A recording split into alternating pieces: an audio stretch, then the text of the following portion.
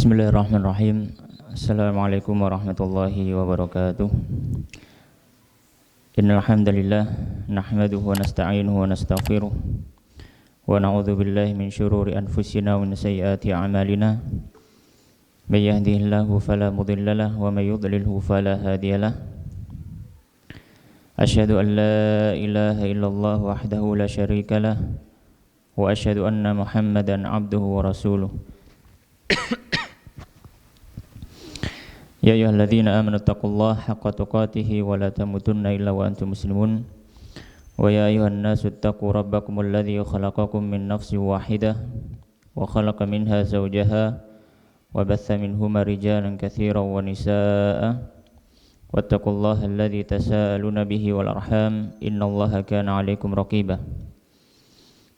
Wa ya ayyuhalladzina amanu taqullaha wa qulu qawlan sadida yuslih lakum a'malakum wa yaghfir lakum dhunubakum wa may yuti'illaha wa rasulahu faqad faza fawzan 'azima amma ba'd.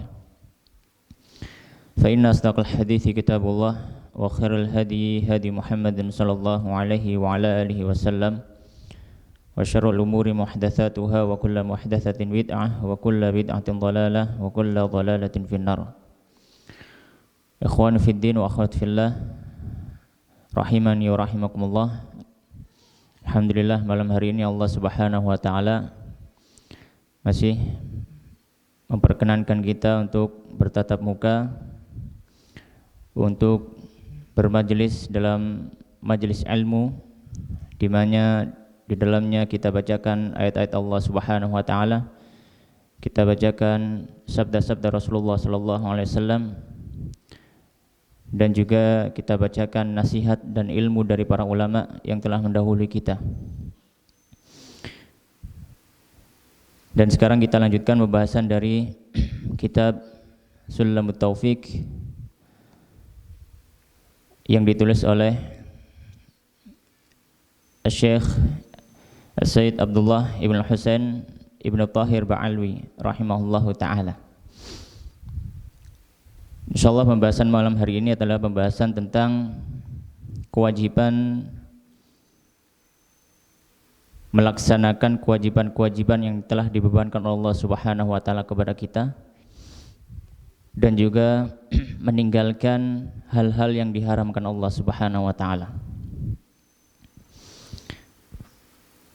Maka di sini penulis yaitu Sayyid Abdullah Ba'alwi rahimahullah taala, beliau mengatakan faslun. Qala al-musannif rahimahullah ta'ala wasdahu sabaqi musannif rahimahullah ta'ala, utawi iki ku faslun, pasal, pembahasan yang baru. Syekh Muhammad Umar Nawawi Al-Bantani beliau memberikan judul untuk pasal ini fi wujubi ada'il wajibat. Fi wujubi ada'il wajibat, yang dalam kewajiban nglakoni pira-pira kewajiban, wa tarkil muharramat, lan ninggalake pira-pira barang haram. Pembahasan tentang kewajiban menjalankan kewajiban dan meninggalkan perkara-perkara yang haram. Maka di sini beliau mengatakan wa yajibu atau yajibu wajib ala kulli mukallafin, yang atase saben mukallaf apa ada ujami'i nglakoni sebakabehane ma aujabahu, barang kang wis ngwajibake hu ing ma sapa Allah alaihi ing atase mukallaf. Wajib atas setiap mukallaf untuk menjalankan seluruh apa yang Allah Subhanahu wa taala wajibkan atas orang tersebut. Wa yajibu lan wajib alaihi ngatasi mukallaf apa an yuaddiyahu, yen tong lakoni sapa mukallaf hu ing ma ala ma amarahu, ing atase barang kang wis merintah hu ing ma sapa Allah bihi kelawan ma minal ityani bayani saking negani bi arkanihi kelawan pira-pira rukune ma amarahullah wa syurutihi lan pira-pira syarate ma amarahullah wa ijtanibu lan ngedoi sapa man mubtilatihi ing perkara-perkara kang batalake ma amarahullah. Kemudian beliau melanjutkan, dan wajib atas seorang mukallaf untuk menjalankan seluruh kewajiban yang dibebankan Allah Subhanahu wa taala tadi dengan melaksanakannya sesuai dengan rukun-rukun yang sudah ditentukan. Wa syurutihi, dan juga syarat-syarat yang sudah ditentukan. Dan menjauhi segala macam yang membatalkan kewajiban atau ibadah tersebut. Maka di pembahasan awal ini kita akan bahas tentang seorang mukallaf, ada kewajiban yang dibebankan kepadanya. Beliau mengatakan wa yajibu ala mukallafin, wajib atas setiap mukallaf. Mukallaf itu kalau dalam istilah para al-fiqih disebut balikun aqil, orang yang sudah balik dan orang yang berakal, meskipun dia bukan muslim. Jadi kalau misalkan kita lihat di kitab-kitab fikih, biasanya syaratnya apa? Muslim, mukallaf. Nah, berarti itu kalau mukallaf itu adalah balik dan berakal. Di sini beliau mengatakan yajibu ala mukallafin, yajibu ala kulli mukallafin, wajib atas setiap mukallaf. Maka di sini masuk orang kafir, masuk orang kafir. Apa yang wajib atas mereka? Ada'u jami'i ma aujabahullahu alaihi, untuk menjalankan segala hal yang telah Allah Subhanahu wa taala wajibkan atas dirinya, berupa syariat-syariat ibadah. Maka di sini ketika beliau mengatakan wa yajibu ala kulli mukallaf, maka orang kafir pun diminta untuk menjalankan ibadah tersebut. Mungkin pertanyaannya, loh, orang kafir kok disuruh ibadah? Ya. Jadi dalam pendapat para ulama fikih Syafi'i khususnya, bahwasanya orang kafir mutalabun bi furu'i syariah. Orang kafir itu di dunia dia akan dimintai pertanggungjawaban atas ibadah-ibadah syariat Islam. Apa dalilnya? Dalilnya firman Allah Subhanahu wa taala di dalam surat Al-Muddathir. Ma salakakum fi saqar. Wahai orang-orang kafir, apa yang memasukkan kalian ke dalam neraka Saqar? Yang pertama kali jawaban mereka adalah ma salakakum fi saqar? Qalu lam nakun minal musallin. Kami dulu tidak sholat, padahal orang kafir, tapi alasannya tidak sholat. Walam naku nut'imul miskin, dan kami juga tidak memberikan makan pada orang miskin, dan seterusnya. Nah, di sini para ulama mengatakan bahwasanya para ahli fikih khususnya mengatakan orang kafir itu juga dimintai pertanggungjawaban atas furu' syariah. Maksudnya adalah ibadah-ibadah yang diwajibkan Allah Subhanahu wa taala. Dalam artian ketika mereka di akhirat, mereka akan disiksa yang pertama dengan sebab kekufurannya, plus ditambahi mereka disiksa karena meninggalkan perintah Allah. Itu yang dimaksud dengan mutalabun bi furu'i syariah. Makanya di sini beliau mengatakan yajibu ala kulli mukallafin. Beliau tidak mengatakan yajibu ala kulli muslimin mukallaf, tidak. Karena orang kafir pun mereka akan dimintai pertanggungjawaban tentang ibadah yang mereka tinggalkan selama di dunia. Tapi kalau mereka misalkan di dunia melakukan sholat, tapi mereka nggak masuk Islam, juga tidak sah. Ya, juga tidak sah. Karena kuncinya semua ibadah itu harus syahadat dahulu, harus masuk Islam dahulu. Baik. Yajibu ala kulli mukallafin, wajib atas setiap mukallaf. Mukallaf tadi kita jelaskan baligh dan berakal, baik itu yang laki-laki maupun yang perempuan.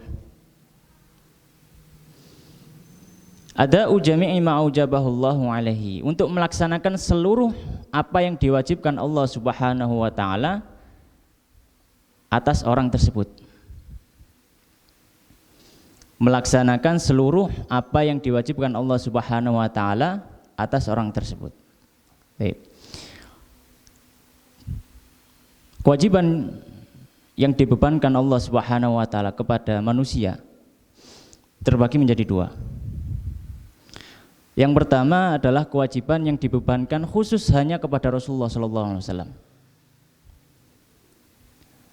Dan yang kedua adalah kewajiban yang dibebankan secara umum, baik untuk Rasulullah dan juga untuk umatnya. Nah, di sini maksudnya adalah ada ujami ma'aujabahullahu alaihi, melaksanakan seluruh apa yang diwajibkan Allah Subhanahu wa taala atas orang tersebut. Maka itu dilihat kembali ke fa'il atau orang yang melakukannya atau orang yang berhubungan dengan kewajiban tersebut. Apabila itu nabi, maka juga harus melaksanakan ibadah yang khusus diwajibkan Allah untuk beliau sallallahu alaihi wasallam. Tapi kalau untuk kita umatnya, apa yang diwajibkan untuk Rasul yang khusus hanya untuk beliau tidak diwajibkan untuk kita. Maka kita tidak, kalaupun kita meninggalkan hal tersebut, kita tidak berdosa karena bukan kewajiban. Contohnya apa? Contohnya misalkan adalah sholat tahajud, qiyamul lail. Itu adalah ibadah yang khusus diwajibkan Allah Subhanahu wa taala atas nabinya. Allah Subhanahu wa taala berfirman dalam surat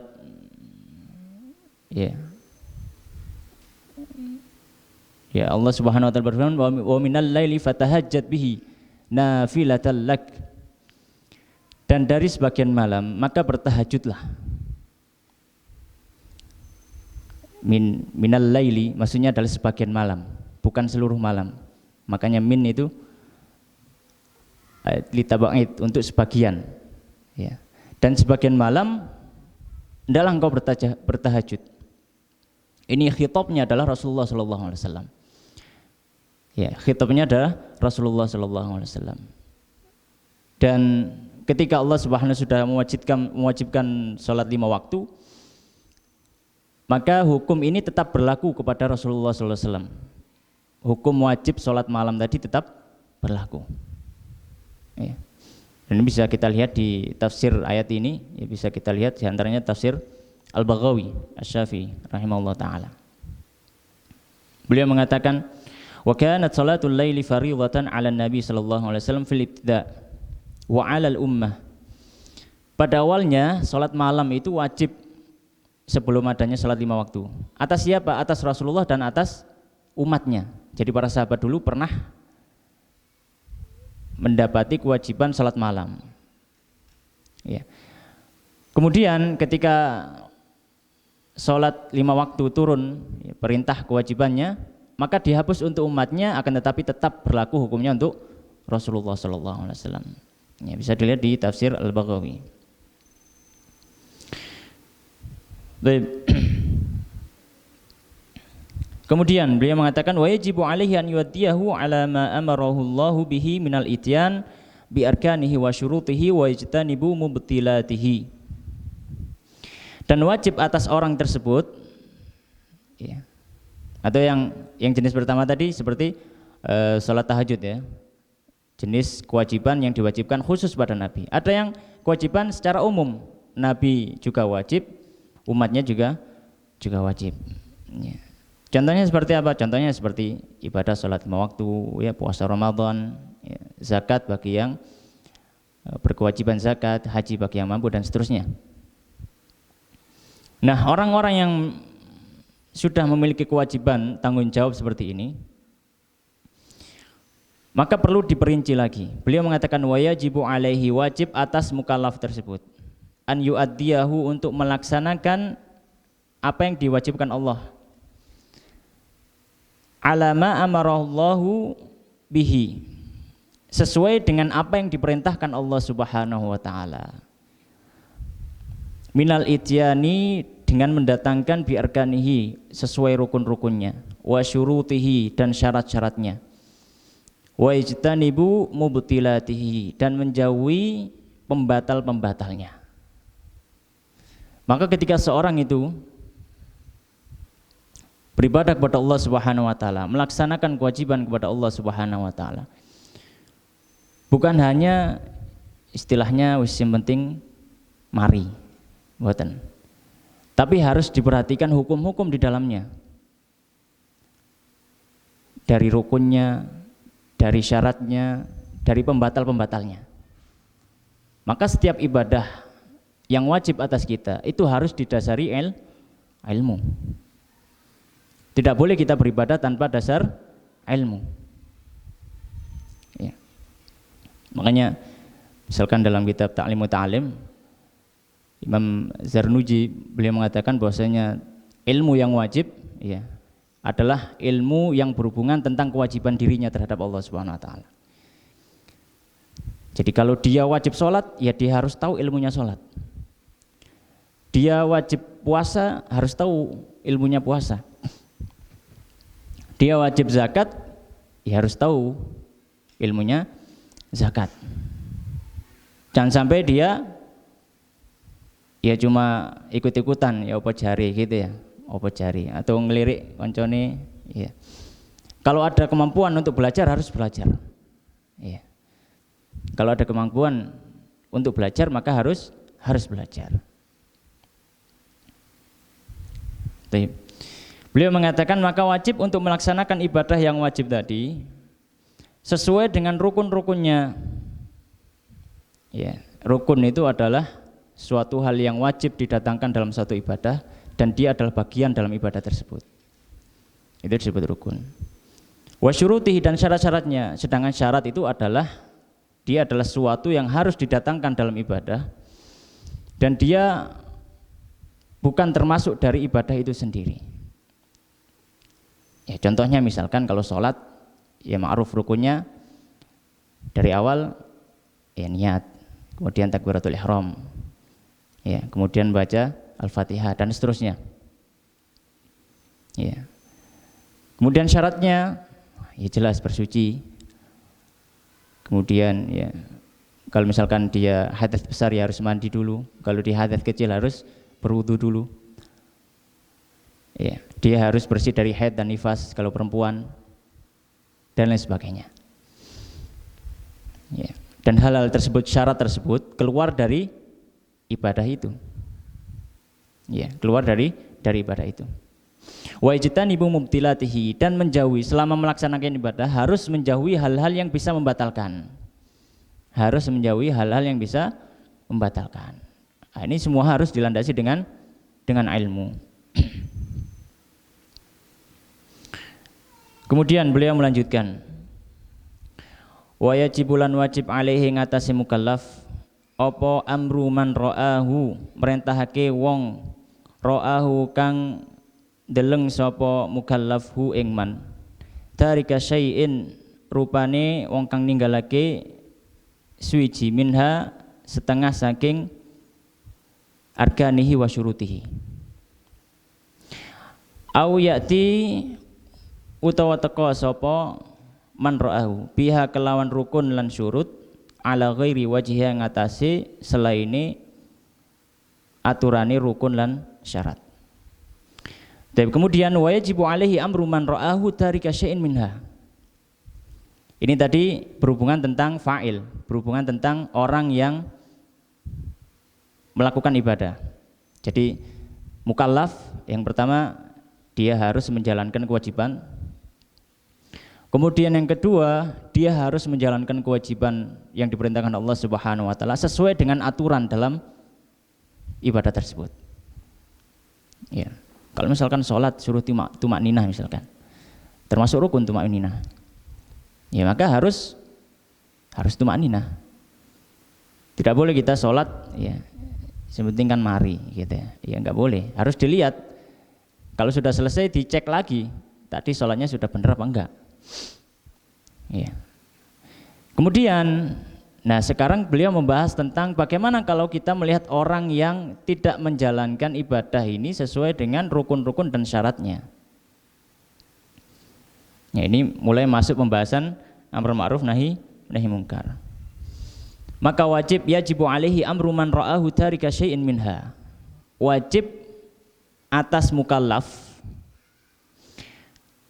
memerintahkan orang yang dia lihat sedang meninggalkan sesuatu dari rukun dan syarat tadi. Jadi minha ini dhamir balik ke arkan dan syurut, tidak ke mubtilat. Jadi meninggalkan rukun-rukun dan syaratnya. Ketika kita melihat orang kemudian beribadah tidak sesuai rukunnya, tidak sesuai syaratnya, ya, maka kita sebagai mukallaf punya kewajiban untuk mengingatkan, punya kewajiban untuk mengingatkan. Dan ini merupakan suatu hal yang kalau misalkan dijalankan dengan baik dan benar, itu akan menjadi suatu hal yang indah. Ya. Sekali lagi kalau dijalankan dengan baik dan benar. Karena terkadang sering kita dapati tidak dijalankan dengan baik dan benar. Itu yang membuat terkadang amar ma'ruf nahi munkar ini tidak indah lagi. Sebagaimana Allah Subhanahu wa taala berfirman, kuntum khairu ummatin ukhrijat lin-nasi ta'muruna bil ma'ruf wa tanhauna 'anil munkar wa tu'minuna billah. Kalian sebaik-baik umat. Kenapa? Karena kalian itu memerintahkan pada yang ma'ruf dan malah mencegah dari yang mungkar. Dan kalian semuanya beriman kepada Allah Subhanahu wa taala. Maka di sini orang yang mengingatkan itu juga harus dilandasi dengan iman. Orang yang diingatkan juga harus punya iman dalam perkara yang diingatkan tadi. Kalau salah satunya timpang, khairu ummah tidak akan terwujud. Kita mengingatkan atas landasan iman, atas landasan takwa, atas landasan kasih sayang dengan cara yang baik. Tapi yang kita ingatkan imannya sedang merosot. Ya akhirnya nangkapnya beda. Ya sudah nggak jadi khair ummah tadi. Ya, akhirnya jadi ikhtilafu ummah, jadi perselisihan umat. Ya karena itu tadi syarat landasan keimanan baik dari yang memberi ataupun yang menerima itu tidak ada, maka tidaklah jadi khair ummah. Itu yang sering terjadi. Taib wa yajibu alaihi amru man ra'ahu tarika syai'in minha aw ya'ti biha ala ghairi wajhiha. Contohnya orang yang meninggalkan suatu dari rukun, ya, meninggalkan suatu dari rukun. Ya, misalkan dia yang gampang-gampang saja, misalkan dia sholat, ya kita tahu dia batal misalnya, kita tahu dia batal, kemudian dia tidak wudu, kemudian langsung sholat, ya kita harus ingatkan, ya kita harus ingatkan, ya. Atau misalkan ini pertama meninggalkan secara keseluruhan, ya baik itu syarat ataupun rukunnya, ya. Au ya'ti biha ala ghairi wajhiha, atau dia melakukan rukunnya, melakukan syaratnya tapi tidak sesuai dengan tata cara yang sudah diajarkan. Ya, menjalankan rukunnya iya, tapi tidak sesuai dengan tata caranya. Ya, seperti wudu.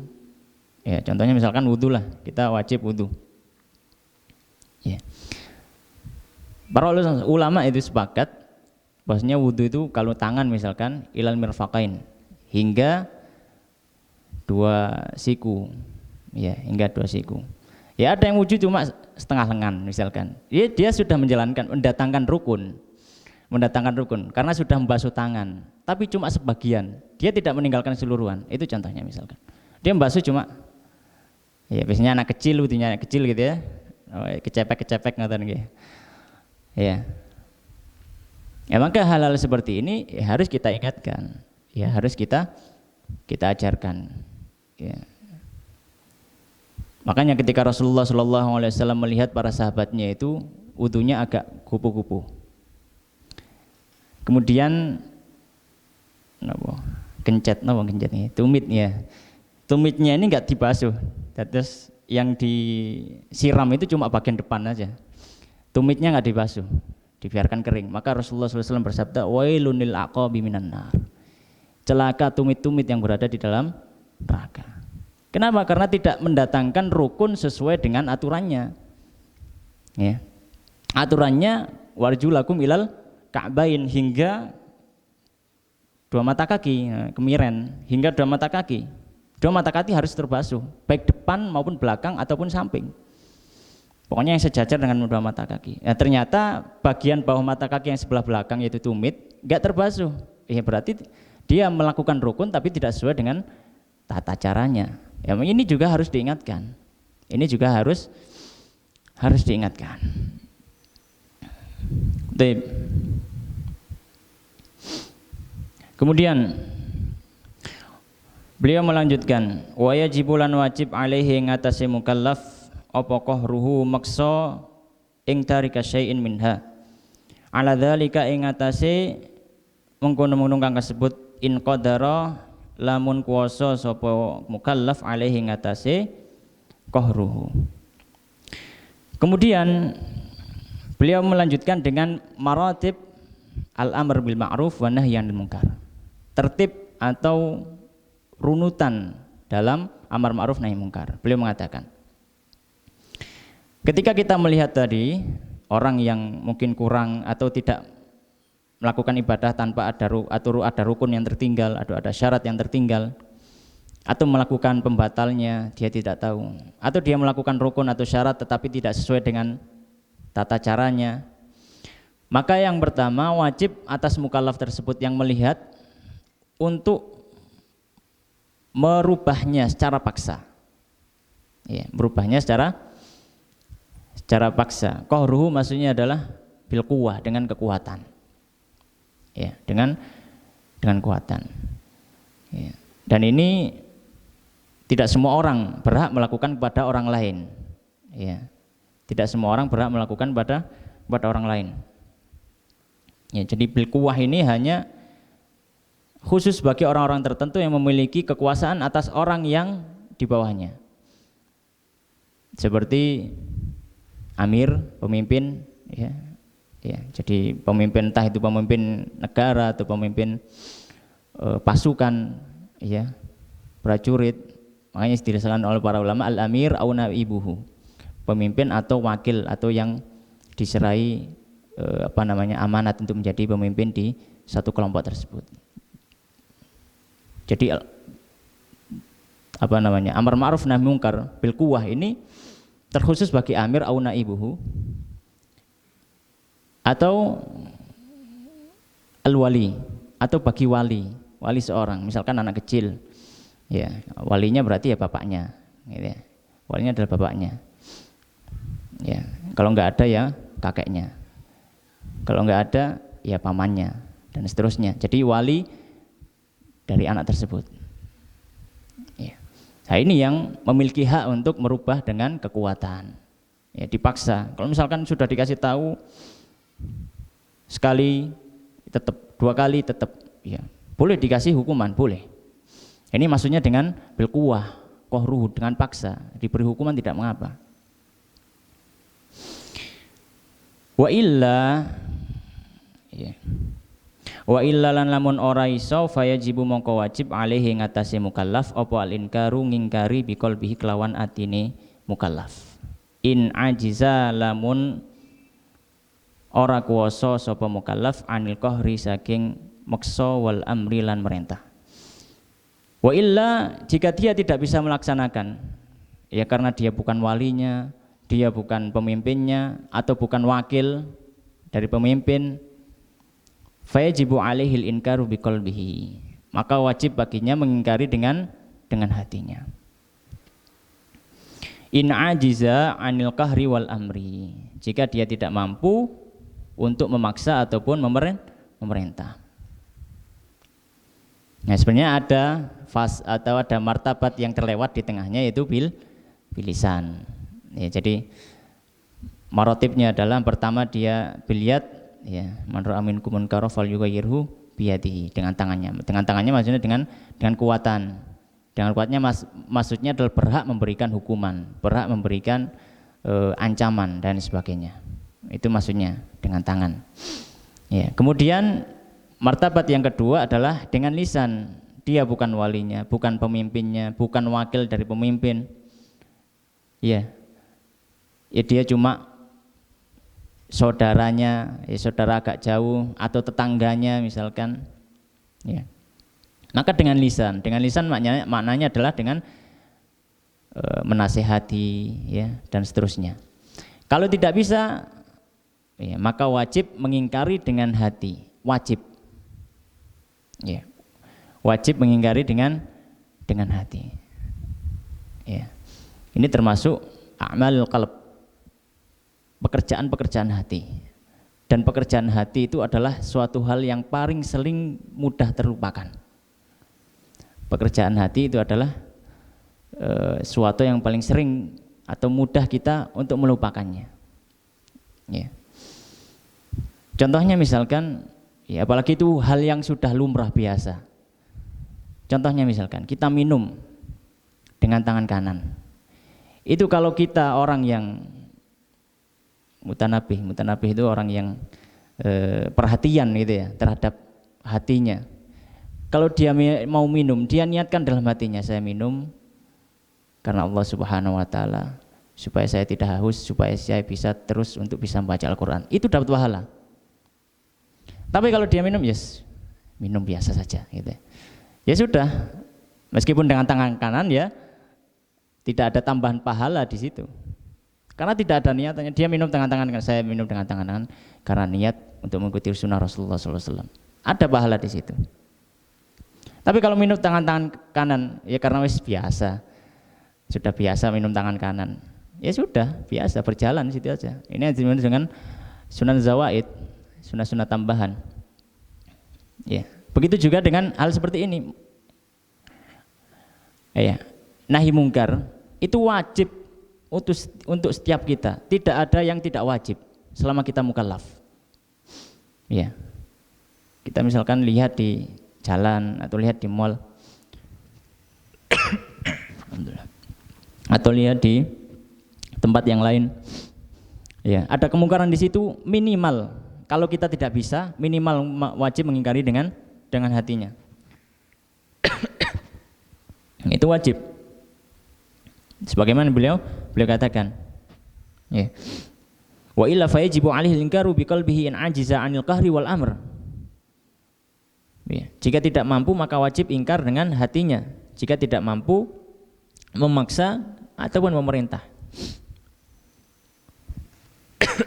Kemudian beliau melanjutkan, wadzalika lan kaya mengkono iku, wadzalika lan tawi kaya mengkono iku adhaful imani, saklemah-lemai al-iman.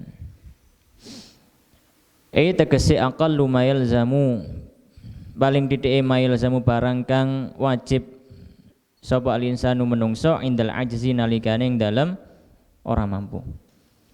Dan mengingkari dengan hati tadi itu adalah batas minimal.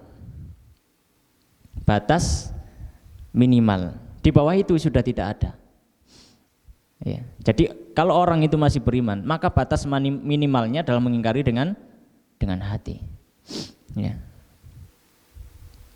Sebagaimana dalam hadis yang ya kita sudah hafal semua, man ra'a minkum munkara falyughayyirhu biyadihi. Barang siapa yang melihat kemungkaran, maka hendaknya dia rubah dengan tangannya. Fa illam yastati fa bilisani. Kalau tidak mampu ya dengan lisannya. Fa illam yastati fa biqalbi. Kalau enggak mampu dengan hatinya. Ya. Wa dzalika adhaful iman. Dan dengan hati itu adalah paling lemahnya iman. Ya, sudah mentok. Selemah-lemahnya iman seseorang yang beriman itu masih mengingkari dengan hati. Ya, masih mengingkari dengan hati.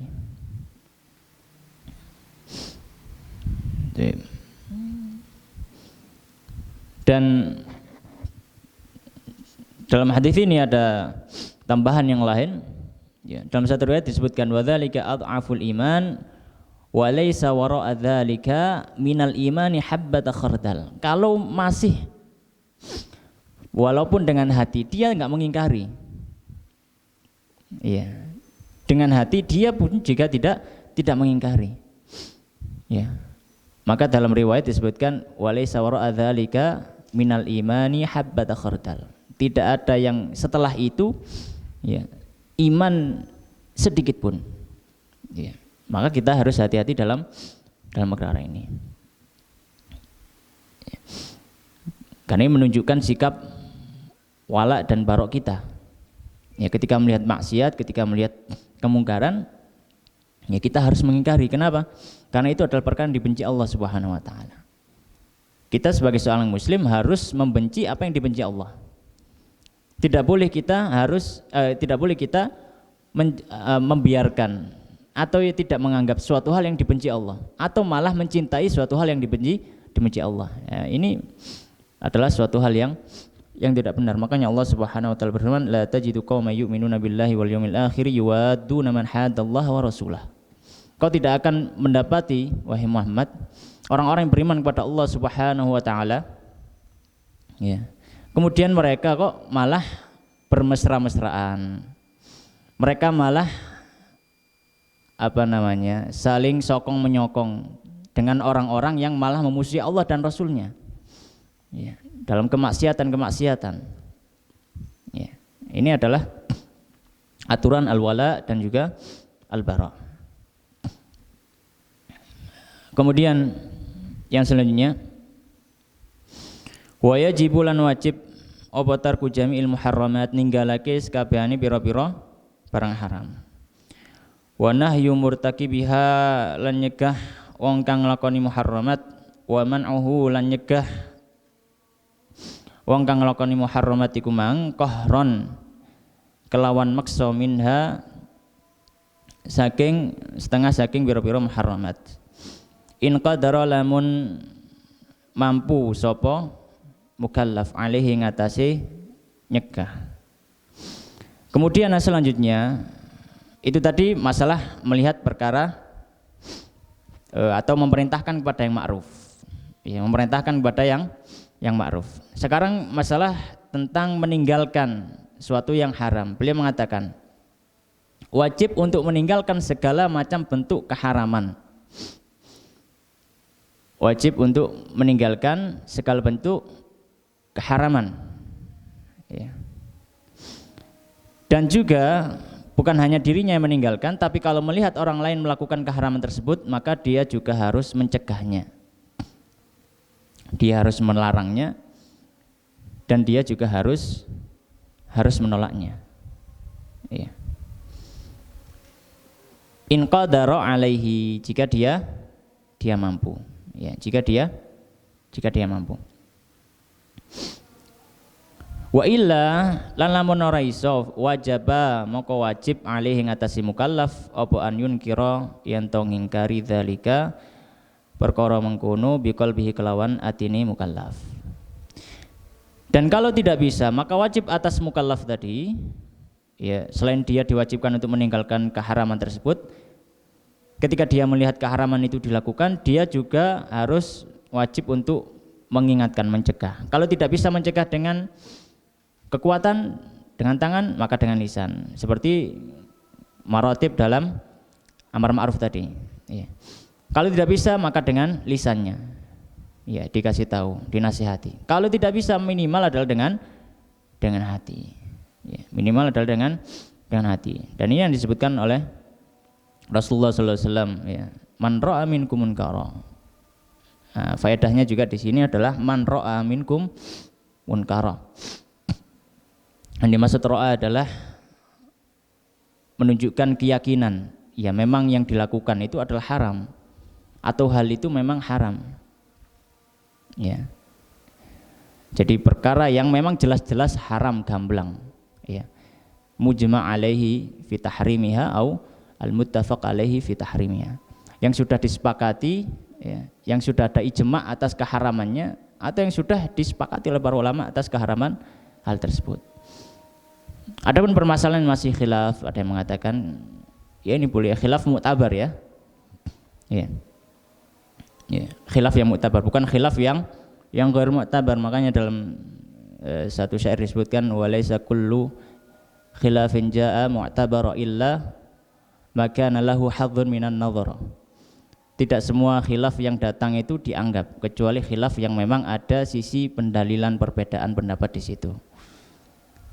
Karena khususnya masalah fikih terjadi itu biasanya ya bukan hanya di masalah dalil atau tidak ada dalil, semua punya dalil.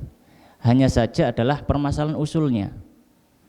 Permasalahan usulnya dari usul yang berbeda itu akan menimbulkan furuk, hasil istinbat yang berbeda.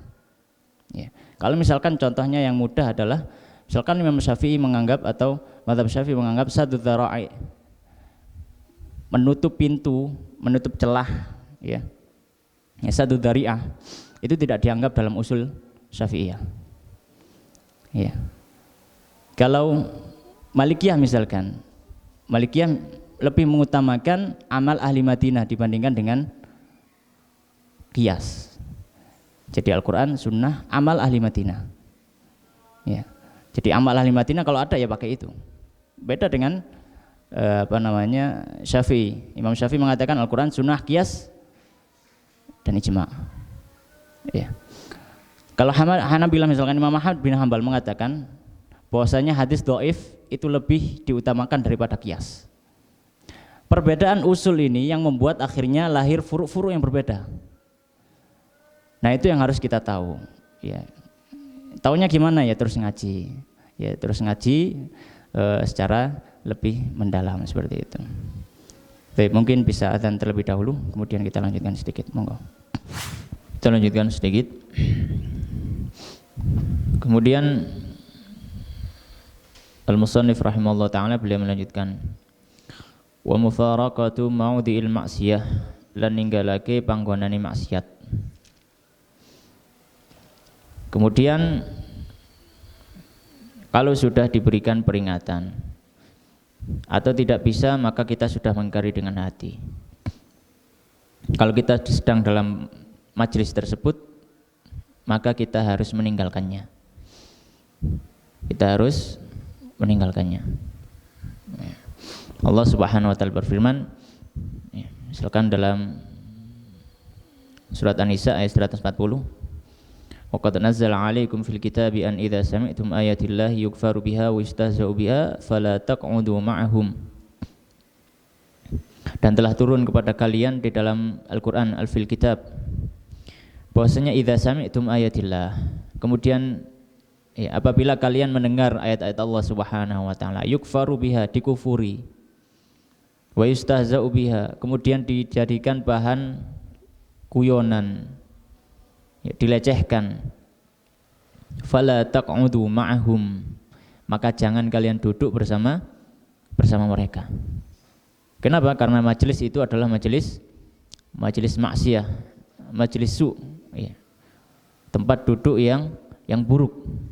Ya, maka kita tidak boleh berkumpul dengan kaum tersebut. Ya. Kenapa? Karena salah satu hikmahnya adalah bisa jadi ketika Allah Subhanahu wa taala menimpakan azab langsung kepada kelompok itu, kemudian meskipun kita orang yang mengingkari tapi masih duduk di situ, kita akan terkena azabnya. Ya. Hatta yakhudu fi haditsin ghairi, hingga mereka sudah selesai atau berbicara dengan topik yang lain, bukan tentang melecehkan Al-Quran, mempermainkan ayat Allah Subhanahu wa taala dan sebagainya. Atau di misalkan surat Al-An'am ayat yang ke-68, wa idza ra'aital ladzina yakhuduna fi ayatina fa'arid anhum hatta yakhudu fi haditsin ghairi. Jika engkau melihat, ini ketika kita melihat apa? Sebuah kemungkaran. Alladzina yakhuduna fi ayatina, orang-orang yang sedang mencemooh ayat-ayat Allah Subhanahu wa taala, mempermainkan ayat-ayat Allah Subhanahu wa taala. Maka Allah Subhanahu wa taala melanjutkan, fa'arid anhum, maka berpaling, jangan duduk dengan mereka. Hatta yakhudu fi haditsin ghairi, hingga mereka membicarakan topik yang lain. Maka ketika dalam suatu majelis, misalkan majelis ghibah, ya, majelis namimah, biasakannya ibu-ibu gitu ya, yang ngerumpi, ya mungkin karena terpeleset lisan gitu, kadang satu mancing, wah akhirnya kebakar semua, maksudnya ikut ngompori juga gitu ya. Alhamdulillah kalau syukur-syukur ada yang mengingatkan, ya sudah gitu. Alhamdulillah. Tapi kalau misalkan nggak bisa, sudah diingatkan, tapi kok masih saja gitu ya, ya sudah kita tinggalkan saja majelisnya. Ya. Daripada kita ikut dosa gitu ya, ikut dosa. Wa mufaraqatu maudil maksiyah. Makanya beberapa para ulama ahli fikih mereka mengatakan di antara kaidahnya adalah ma haruma fi'luhu haruman nadharu ilaihi. Bahkan saking ketatnya para ulama fikih itu mengatakan maksiat itu kalau dilarang untuk dilakukan, bukan hanya duduk bersama mereka yang dilarang, tapi bahkan melihatnya pun itu dilarang.